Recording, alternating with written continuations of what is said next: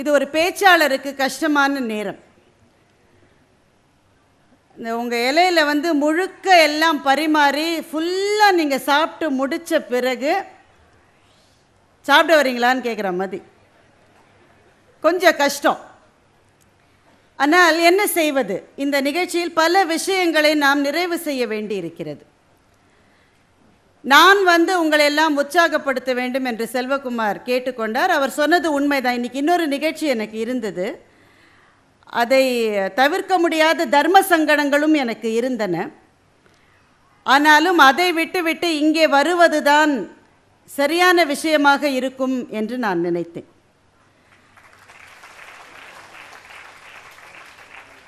அங்கே போனால் இன்னும் எனக்கு கம்ஃபர்டபுளாக இருந்திருக்கும், சௌரியமாக இருந்திருக்கும். ஆனால் வாழ்க்கையில் எப்போவுமே கம்ஃபர்டபுளான விஷயங்களை பண்ணுறதை விட கரெக்டான விஷயங்களை பண்ணுவது தான் சரியாக இருக்கும். சௌகரியமான விஷயங்களை செய்வதை விட சரியான விஷயங்களை செய்வது தான் சால சிறந்தது என்று நினைத்து நான் இங்கே வந்திருக்கிறேன். இங்கே வந்ததிலிருந்து, நான் பேசுவதிலிருந்து நீங்கள் என்ன எடுத்துக்கொண்டு போக போகிறீர்களோ தெரியாது. இங்கிருந்து நான் எடுத்துக்கொண்டு போவதற்கு எனக்கு நிறைய விஷயங்கள் இருக்கின்றன. செருப்பு தைக்கிறவங்கள பார்த்துருக்கீங்களா? அவன் எதில் செருப்பு தைச்சிக்கிட்டே இருப்பான். பக்கத்துலேயே ஒரு பில்டிங்கில் வந்து வேலை நடக்கும். அங்கே போய் இவன் மண் தட்டு தூக்கினா இவன் இப்போ சம்பாதிக்கிறத விட அவனுக்கு 200 ரூபாய் ஜாஸ்தி கிடைக்கும். எல்லாம் போக மாட்டான். அவன் மனசு அதுதான். ஏன்னா அவன் கலைஞன். அவன் அதுவே ஒரு கலை தான். அவனால் போக முடியாது.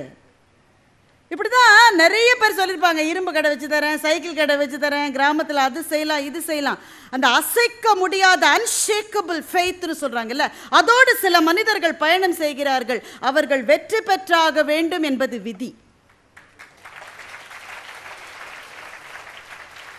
எனக்கு அதுலேயும் அவற்றை ரொம்ப பிடிச்சது. இவ்வளவு போராட்டத்துக்கு பிறகு நிறைய காம்ப்ரமைஸ் பண்ணிக்கிறதுக்கு அவருக்கு நிறைய வாய்ப்பு கிடச்சிருக்கும்.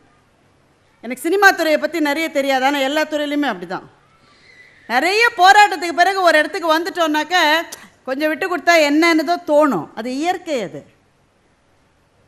உமா மேடம் பேசினதுலேயே எனக்கு ஒரே ஒரு விஷயந்தான் பிடிக்கல. சொல்லிடுறாரு, தப்பாக எடுத்துக்காதீங்க.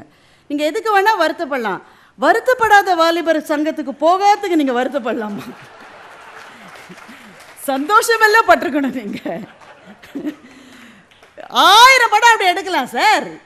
ஒரு ஒன்றுமே தெரியாத மக்கு ஹீரோயின், அவள் நல்லா படிச்சிருப்பா, அழகாக இருப்பா, நல்ல சிவப்பாக இருப்பா, நல்ல குடும்பத்துலேருந்து வந்திருப்பா. ஒரு காசுக்கு லாயக்கில்லாத பொறுக்கி மாதிரி ஒரு ஹீரோ இருப்பான். அவன் படிச்சிருக்க மாட்டான், படிப்பே வராது அவனுக்கு, அவன் குடும்பத்துக்கே படிப்பு வராது. அவன் ஃப்ரெண்ட்ஸை திரும்ப திரும்ப திரும்ப எங்கே மீட் பண்ணுவானாக்க அங்கே தான், நீங்கள் நினைக்கிற இடத்துல தான், டாஸ்மாகில் தான் மீட் பண்ணுவான். ஆனால் பாருங்களேன், அந்த பொண்ணு அவனை லவ் பண்ணிக்கிட்டே இருக்கும். எங்களெல்லாம் பார்த்தா பிடிக்காது, பார்க்க தான் பிடிக்குன்னு வேற சொல்லுவாங்க. உண்மை என்னென்னா, உங்களெல்லாம் பார்த்தாலும் பிடிக்காது, பார்க்கவும் பிடிக்காது. பெண்கள் அப்படி தான் நினைப்பாங்க. ஆனால் சினிமா அதைத்தான் முன் வைக்கிறது. ஏன்? அதுதான் விற்கிறது. அப்போ எது விற்கிறதோ அதை கொடுப்பதற்காக நான் 16 வருஷம் கஷ்டப்படல. எது உங்களுக்கு வேணுமோ அதை கொடுக்கறதுக்காகத்தான் நான் 16 வருஷம் கஷ்டப்பட்டேன்னு இருக்கிறது ரொம்ப கஷ்டம்.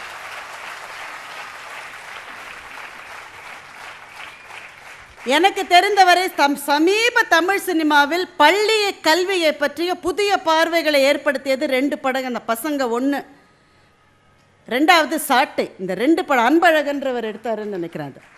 அவரும் இளைஞர் தான். பள்ளி கல்வியை பற்றிய நம்முடைய பார்வைகளை புதுப்பித்தது இந்த 2 படங்களும் என்று நான் சொல்ல துணிவேன். அதனுடைய எக்ஸ்டென்ஷனாக பசங்க 2 அதையும் அவர் எடுத்தார். அதுவும் அப்படித்தான், பள்ளி கல்வியை பற்றிய ஒரு பார்வையை பதிவு செய்த படம். நான் ஏன் இதை இவ்வளோ தூரம் சொல்கிறேன்னாக்க, அவர் சொன்ன ஒரு விஷயம் எனக்கு ரொம்ப பிடிச்சது. ஏன்னா உங்களுடைய பாதையில் நீங்கள் போகிற போது எந்த தன்னம்பிக்கை பேச்சாளரும் உங்களுக்கு என்ன சொல்லுவாங்கன்னா, போயிட்டே இருங்க, நிச்சயம் நீங்கள் தான், உங்களை விட்டால் யாரும் முடியாது, நீ தான் இருக்க அந்த ஸ்பேஸில். ஆனால் உண்மை அப்படி அல்ல. அந்த பாதை கஷ்டமானது. கல் குத்துங்க, அதில் வந்து ரத்தம் வரும், முள் குத்தும். விட்டுலாமா, விட்டு தொலைக்கலான்னு 1000 தடவை தோணும். ஒவ்வொரு முறையும் இல்லை இதுதான் என் பாதை, நான் சரியாகத்தான் தேர்வு செஞ்சுருக்கேன், இதுதான்னு மனசுக்குள்ள ஒரு குரல் கேட்கும் பாருங்க. அந்த குரலுக்கு செவிசாய்ப்பதற்கான சில முன்னுதாரணங்கள் தான் இந்த மேடையில் நீங்கள் பார்க்கிறவர்கள். இன்னைக்கு ஆனந்தம் வந்து இவ்வளவு நீளமான நிகழ்ச்சிகளை வச்சுருந்தாங்க. ரொம்ப எனக்கு பிடிச்சது 2 அம்மாக்களை இங்கே பேச வைத்தார்கள். ஆனந்தத்தினுடைய வெற்றி என்ன? சரவணனா முதல்ல பேசின டாக்டர் தம்பி சரவணகுமார்.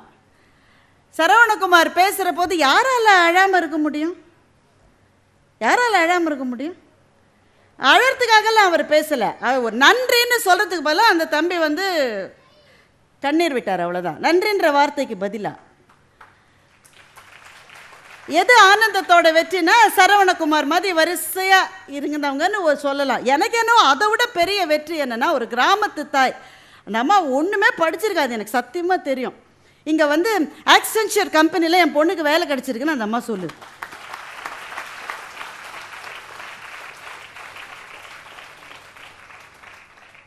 என்ன இடம் இல்லை அந்த இடம். அங்கே சில பேரை வைக்க வேண்டிய வேலையை ஆனந்தம் செய்து கொண்டிருக்கிறது. நான் உங்கள்கிட்ட வந்து மோட்டிவேட் பண்ணுற மாதிரிலாம் ஒன்றும் சொல்லலை. Because you are all highly motivated already. அவர் சார் வந்து பட்டறை நடத்தியிருக்காங்க. அதில் வந்து ரொம்ப முக்கியமாக பெற்றோர்களுக்கும் அனுமதி கொடுத்துருக்காங்க. நல்ல விஷயம் அது.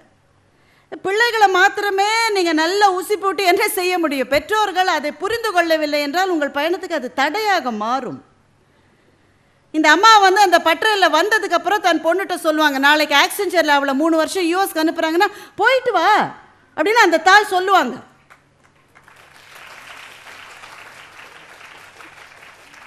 அந்த எக்ஸ்போஷர் இல்லாமல் அந்த அம்மாட்ட வந்து உங்கள் பொண்ணை ஆக்சென்ச்சரில் வந்து ஆன்சைட்டுக்கு அனுப்புகிறாங்க யூஎஸ்லன்னாக்க, ஒரு கல்யாணம் செஞ்சுக்கிட்டு வேணால் போயிடேண்டி அப்படின்னு பேசுவாங்க. இனிமேல் அந்த அம்மா அப்படி பேச மாட்டாங்க. கல்யாணம் இருக்கவே இருக்குது, வரும். அது கொஞ்சம் லேட்டாக வந்தாலும் பரவாயில்ல, அதுக்கு முன்னாடி செய்ய வேண்டிய வேலைகள் நிறைய இருக்குது. இந்த தாய்க்கு அந்த எக்ஸ்போஷரை வந்து கொடுத்துருக்காங்க, அது நல்ல விஷயம். செல்வகுமார் பேசுகிற போது சொன்னார், போன வர்தா புயல் போது அவர் எனக்கு ஃபோன் பண்ணார் ஒரு விஷயமானு. வேறு ஒரு விஷயமும் இல்லை, எல்லா வீட்லேயும் நடந்த மாதிரி எங்கள் வீட்லேயும் இன்வெர்ட்ரு ஒரு நாளில் படுத்துக்குச்சு. அவர் பாவம் கம்பெனி தலைவர், அவர் வேறு யாரோ அவரை விட கீழ் லெவலில் இருக்கிறவங்கள்ட்ட நான் பேச வேண்டியது. நம்ம பேச்சாளர்ன்ற செருக்கு நம்ம கூடவே வர்றதுனால நம்ம எப்போவுமே பெரிய ஆள்கிட்ட தான் பேசுகிறது. அதனால் செல்வகுமார்கிட்ட பேசி இந்த மாதிரி இன்வெர்ட்டரே வேலை செய்யலைன்னு சொல்கிறதுக்காக, சார் ஒருத்தட்ட பேச்ச ஆரம்பிக்கும் போது ஒரு மரியாதைக்காக எப்படி இருக்கீங்கன்னு கேட்குறது வழக்கம் தானே சார்.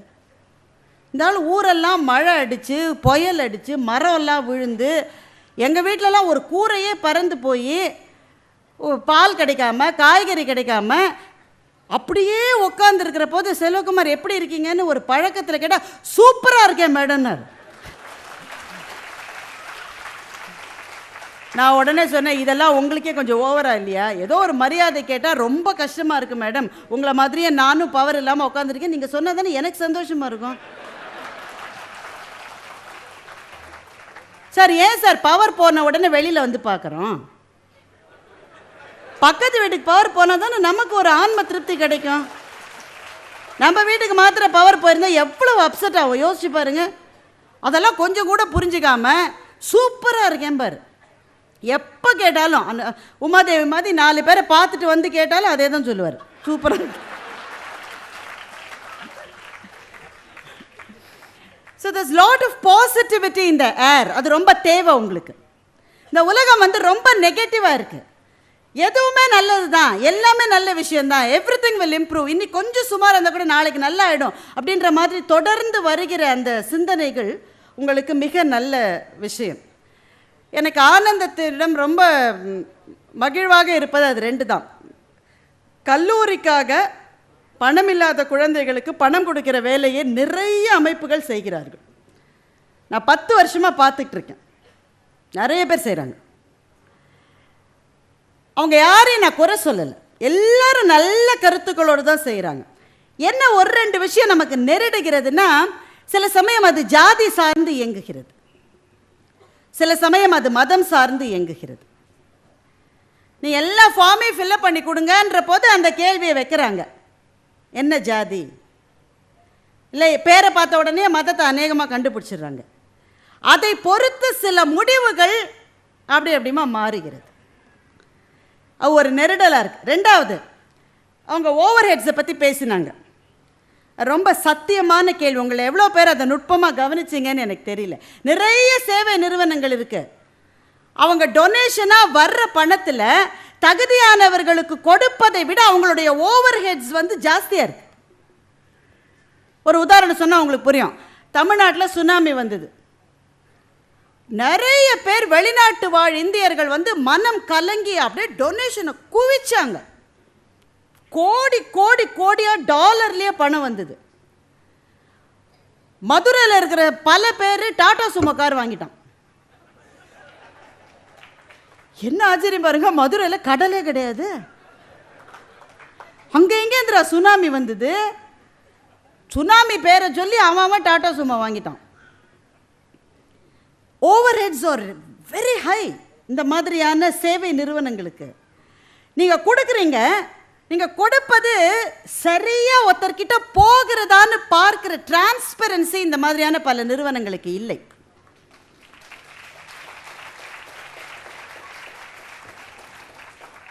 நம்ம ஊரில் ரொம்ப பழைய கதை ஒன்று உண்டு. குருவாயூர் கோவிலில் என்னாச்சான், ஒரு குருவாயூர் அப்பனுக்கு 2 வாழைப்பழம் நைவேத்தியம் பண்ணியிருந்தாங்களாம். ஒரு 7 பையன் அங்கே வந்தான். 2 பழத்தையும் திருடிட்டான். அப்புறம் அவனுக்கு என்னவோ தோணி இருக்கு பாருங்க, ஒரு பழத்தை தான் சாப்பிட்டுட்டு ஒரு பழத்தை கிருஷ்ணன்ட்ட தூக்கி போட்டு ஓடி போயிட்டான். அவனை பிடிச்சிட்டாங்க. என்னடா பெருமாளுக்கு நைவேத்தியம் பண்ண பழத்தை நீ சாப்பிட்டியான்னு சொல்லி அவனுக்கு தண்டனை. என்ன தண்டனைன்னா 100 தடவை அந்த குருவாயூர் கிருஷ்ணன் சந்நிதியை சுற்றி வரணும். அதான் தண்டனை. அந்த வயசான நம்பூதிரி அங்கே நிற்கிறாரு. எதுக்கு? கவுண்ட் பண்ண. 100 தடவை சுற்றி வந்தானா அப்படின்னு கவுண்ட் பண்ணுறதுக்கு. உங்களுக்குலாம் இது நல்லா புரியும். ஸ்கூலில் அந்த மாதிரியே சில டீச்சர்லாம் இருக்கும்.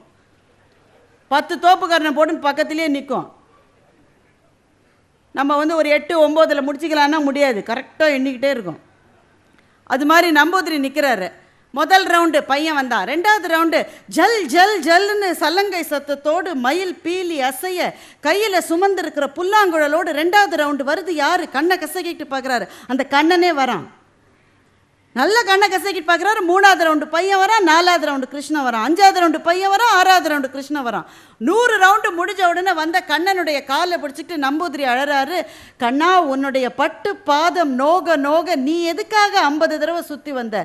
பையனுக்கு தானே தண்டனைன்னு உடனே கிருஷ்ணன் சொன்னானா, 2 பழம் வாங்கினவன் பாவி 1 பழத்தை என்கிட்ட போட்டுட்டானே, அப்போ தண்டனையில் பாதி எனக்கும் தானேன்னு கண்ணன் சொன்னதாக கேரளாவில் ஒரு கதை சொல்கிறாங்க. இந்த கதையை நான் ஏன் எங்கே சொன்னேன்னா, வாங்கி கொள்ளுகிறவர்களுக்கு ஒரு தர்மம் இருக்கிறது என்று நம்பின தேசம் இது. ஒருவர் கொடுக்கிறார், ஒருவர் வாங்குகிறார் இல்லையா? அந்த வாங்குகிறவருக்கு கொடுக்கிறவருக்கு தர்மத்தை இந்த தேசத்தினுடைய எல்லா இலக்கியங்களும் பேசி இருக்கின்றன. அவர் சொன்னார், பாரதி கவிதையை சொன்னார், அன்னசத்திரம் 1000 வைத்தல் ஆலயம் 10000 நாட்டல் பின்னர் உள்ள தர்மங்கள் யாவும் பெயர் விளங்கி ஒளிர நிறுத்தல் அன்ன யாவிலும் புண்ணியம் கோடி ஆங்கோர் ஏழைக்கு எழுத்தறிவித்தல்னு பாரதி சொன்ன தர்மம் 1000, 2000, 5000 வருஷமா இந்த தேசத்தில் இருக்கிற தர்மம். அது கொடுக்கிறவனுக்கான தர்மம். அதோடு நம்ம தேசத்தினுடைய தர்மங்கள் நிக்கல. வாங்குறவனுக்கு ஒரு தர்மம் இருக்குன்னு சொன்ன மண் இது. ஆனா இன்னைக்கு கொடுக்கிறவன் வாங்குறவன் 2 பேருக்கும் நடுவில் என்ஜிஓன்னு ஒருத்தன் புதுசா முளைச்சிருக்கான். இப்ப கொடுக்கிறவன் கொடுப்பதெல்லாம் வாங்குகிறவனில் தகுதியானவனுக்கு போகிறதா என்பது கொடுக்கிறவனுக்கு தெரியவே தெரியாது கடைசி மட்டும். எனக்கு என்ன ஆனந்தம்ல ரொம்ப பிடிச்சிருக்குன்னா அந்த டிரான்ஸ்பரன்சி இருக்கு.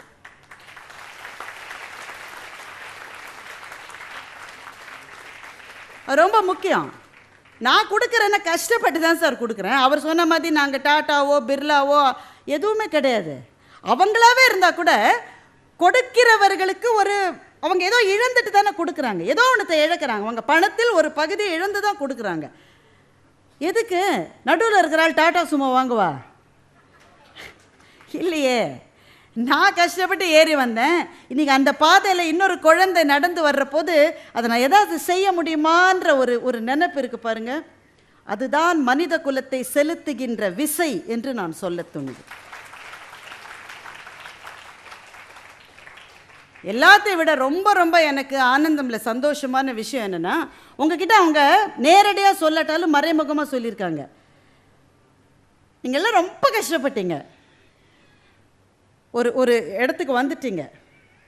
அப்படி வர்றதில் கூட அவங்க ரொம்ப அழகாக அதை பண்ணியிருக்காங்க. எல்லாரும் என்ஜினியர் ஆகிடா, போடா ஆக்செஞ்சருக்கு போடா, ஐபிஎம்க்கு போடா, டிசிஎஸ் போட, இல்லை உனக்கு என்ன வேணும்னு ஓரளவு அவங்க உங்களுடைய சிந்தனையை தூண்டுகிறார்கள். இன்றைக்கி வந்து கார்ப்பரேட் செக்டர்ஸில் கோச் அப்படின்னு ஒரு ஆள் ரொம்ப முக்கியமானவர். The job of the coach is to ask the right questions. நான் பெரிய பதவியில் இருக்கேன், எனக்கு நிறைய பிரச்சனை இருக்குது என் பதவியில். நான் ஒரு கோச்சோட 1 மணி நேரம் ஒரு செஷன் செட் பண்ணிக்கலாம். இந்த கோச் எனக்கு சொல்யூஷன்ஸ் கொடுப்பாரா? No, he will not give solutions, but he will ask the right questions. சரியான கேள்விகளை கேட்கிற போது தான் சரியான பதில்கள் வர முடியும். அவங்க கேட்கிற கேள்வியிலிருந்து இந்த பிரச்சனைகளுக்கான பதில் என்னன்னு நான் யோசிப்பேன். ஆனந்தம் உங்களை அதுதான் செய்யறது. எல்லாரும் அது மாதிரி ஸ்டாண்டர்டாக என்ஜினியர் ஆகணும், டாக்டர் ஆகணும். உங்களுக்கு என்ன பிடிச்சிருக்கு? ஒரு பொண்ணு சொல்கிறா, சின்ன குழந்தையிலேருந்தே வானத்தை பார்க்க தான் எனக்கு பிடிக்கும், my place is there, space research தான் சொல்கிறான். இன்னொரு மாணவன் வந்து சொல்கிறான், இங்கே எனக்கு கெமிஸ்ட்ரி பிடிக்கும்னு. அவர் ரொம்ப என்னோட வயசில் சின்னவன், என் பொண்ணு வயசு தான் அவனுக்கு இருக்கும். ஆனால் அவன் காலில் நான் விழறதுக்கு ரெடியாக இருக்கேன், நான் ஒரு கெமிக்கல் இன்ஜினியர். அவ்வளோ சந்தோஷமாக இருந்தது எனக்கு. என்ன காரணம்னா, எனக்கு தெரிஞ்சு தமிழ்நாட்டில் நான் வாரம் 2 மேடைகளுக்காவது போகிறேன், எவ்வளவோ ஊர்களில். படிப்பை பற்றி உயர்வாக பேசுகிற மிகச்சில மேடைகளில் இதுவும் ஒன்று. Education is the only game changer என்று திரும்ப திரும்ப திரும்ப திரும்ப இந்த மேடையில் சொல்லப்படுகிறது. வேறு எந்த இடத்துக்கு போனாலும் படித்தவனை பற்றி கேலியும் கிண்டலும் எழலும். ஏன் நம்ம கிளாஸ்லேயே ஃபஸ்ட் ரேங்க் வாங்கினவன் ஞானப்பழம் தானே நம்ம சொல்கிறோம். அவன் முதல் சீட்லேயே உட்காந்து ஒருத்தன் ஃபஸ்ட் ரேங்க் வாங்கினா, அவன் படிக்கிறான்டா, அவனுக்கான மரியாதையை கூட கிடையாது. அதெல்லாம் ஞானப்பழம், வேற என்ன வேலை தெரியும் அதுக்கு? இப்போ நல்லா படிக்கிறதே அவன் மறைச்சு படிக்க வேண்டியிருக்கு. ஏன்னா எல்லாரும் கேலி பண்ணுறாங்க நல்லா படித்தா. அதற்கு திரும்ப அவன் வித் டியூ அப்பாலஜிஸ். நான் தமிழ் சினிமா பெரிய காரணம். ஒரு காலத்தில் ஹீரோ வந்து மழுன்னு ஷேவ் பண்ணிட்டு நல்லா படித்தவரா ப்ரொஃபஸரா அப்படிலாம் இருப்பார். வில்லன் தாடி வச்சிருப்பான்.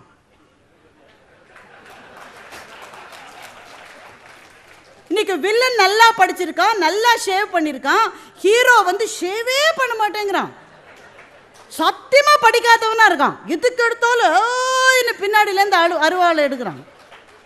ஆனால் அவன் தான் ஹீரோ.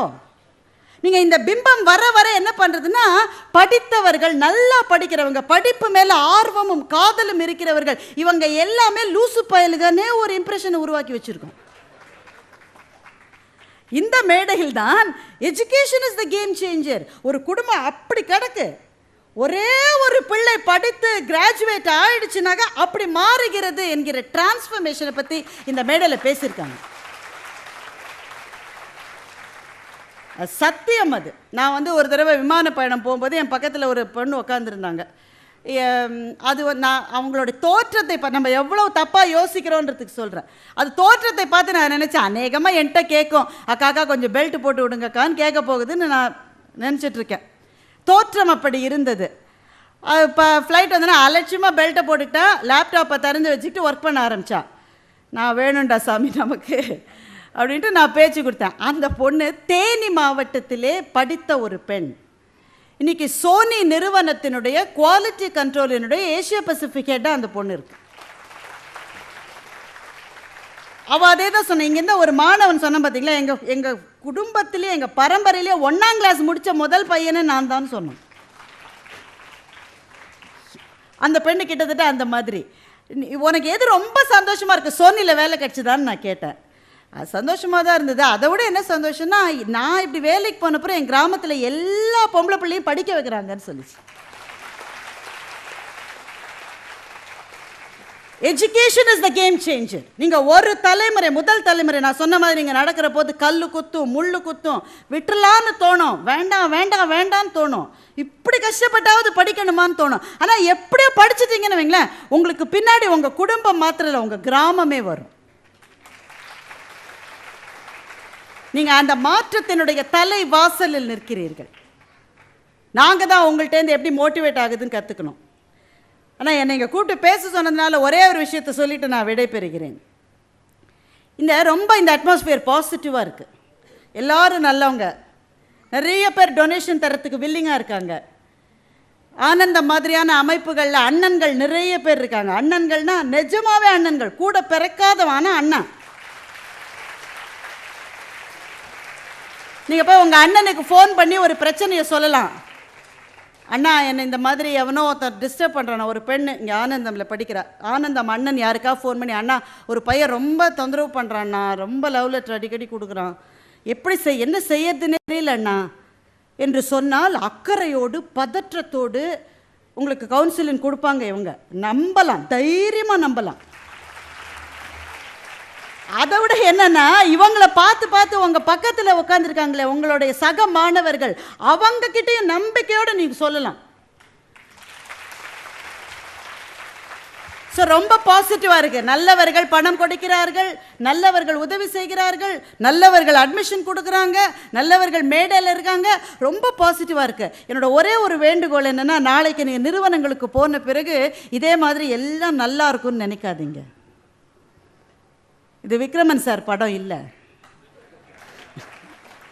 இது ஃபேரி டேல் இல்லை. தே லிவ்ட் ஹாப்பிலி எவர் ஆஃப்டர்னு கதை. என்ஜினியர் ஆயிட்டா they lived happily ever after. No, you are stepping into unknown horizons. நீங்கள் கால் வைக்கிற பாதை பயங்கரமானது. விழிப்போடு இருங்கள், எப்போதும் விழிப்போடு இருங்கள். எல்லாரும் நல்லவங்க, எல்லாரும் உதவி பண்ணுவாங்கன்றது வெளி உலகத்தில் கிடையாது. ஜாகிரதையா இருங்க. நீங்கள் ஒரு பதவிக்கு வந்த பிறகு உங்களுக்கு ஒரு காதல் வரும், தப்பில்லை, அந்த வயசுக்கு வேண்டியது தான் அது. எச்சரிக்கையா இருங்க. 10 ஸ்டெப் யோசிச்சு முடிவெடுங்க. நிறைய பிரச்சனைகள் வரும். கூடவே இருப்பான் ஆஃபீஸில் ஒருத்தன், ரொம்ப நல்ல ஃப்ரெண்டு மாதிரியே இருக்கும். நமக்கு குழி வெட்டினவன் அவன் தான்றது 1 வருஷம் கழிச்சு தான் தெரியும். இதை பற்றி பாண்டியராஜ் சாரை பேச சொன்னால் 3 மணி நேரம் பேசுவார். ஏன்னா அந்த துறையில் காம்படிஷன் அதிகமாக இருந்தால் இது ஜாஸ்தியாக இருக்கும். மனிதர்கள் எங்குமே மனிதர்கள் தான், ஆனால் எங்கெங்கே காம்படிஷன் ஜாஸ்தியாக இருக்கும் இது ஜாஸ்தியாக இருக்கும். நீங்கள் ரொம்ப காம்படிட்டிவ் வேர்ல்டுக்குள்ளே இப்போ போகிறீங்க. நீங்கள் பயில வேண்டியது எச்சரிக்கையாக இருப்பது. 2வது, வேலைக்கு சேர்ந்த பிறகு முதல் 3 வருஷத்தை அப்படியே கொடுத்துடணும். அந்த வேலைக்கு அப்படியே கொடுத்துடணும், அந்த உயிரோடு அதை கொடுத்துடணும். அப்போ நீங்கள் ப்ரூவ் பண்ணுறது தான் 10 வருஷம் 15 வருஷம் உங்கள் கூட வரும். எல்லாம் படித்தாச்சு, ஆக்செஞ்சரில் வேலை கிடைச்சாச்சு, இன்னுமே என்ன ஜாலியாக ஆஃபீஸில் கூட உட்காந்து நான் FB பார்த்துக்கிட்டு இருப்பேன்னா திரும்ப புறப்பட்ட இடத்துக்கே வந்துடுவீங்க. ஜாகிரதை. இந்த ஸ்டீமை சீக்கிரம் நீங்கள் பேர்ன் அவுட் ஆகிடக்கூடாது. இது தொடர்ந்து போகணும். ஏன்னா உங்கள் தனி ஒருவரின் வெற்றி மாத்திரம் உங்கள் தோளில் இல்லை. உங்கள் குடும்பத்தினுடைய வெற்றி, உங்கள் கிராமத்தினுடைய வெற்றி, ஆனந்தத்தினுடைய வெற்றி உங்கள் பின்னாடி இருக்கு.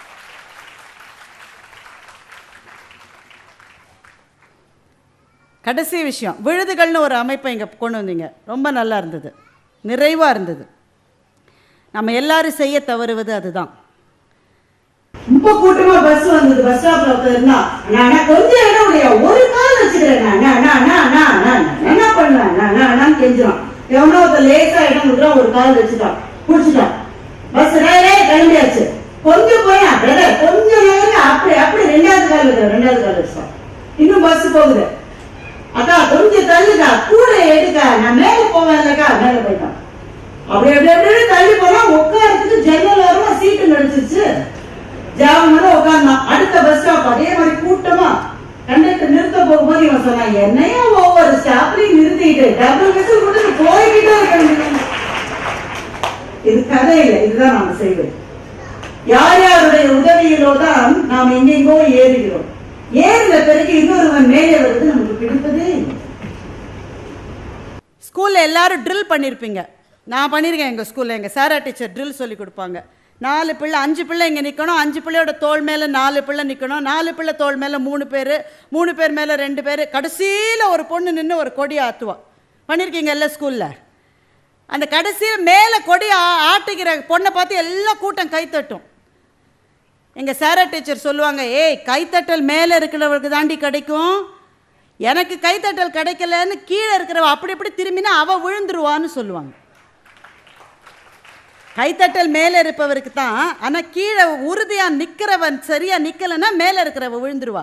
ஆனந்தம் மாதிரியான அமைப்புகள் கீழே இருக்கிற 5 பிள்ளை மாதிரி. நீங்கள் மேலே நின்று இப்போது கொடியை அசைக்கிறீர்கள். உங்களுடைய வெற்றிக்கு காரணம் கீழே இருக்கிறவங்க. அப்போ நீங்கள் என்ன பண்ணணும்? உங்கள் மேலே இன்னொருத்தர் ஏறுவதற்கான உங்களுடைய தோளை கொடுப்பதற்கு எப்போதும் நீங்கள் தயாராக இருக்க வேண்டும். மிகச்சிறப்பான வாய்ப்பை கொடுத்த அனைத்து நல்ல நெஞ்சங்களுக்கும் நன்றி.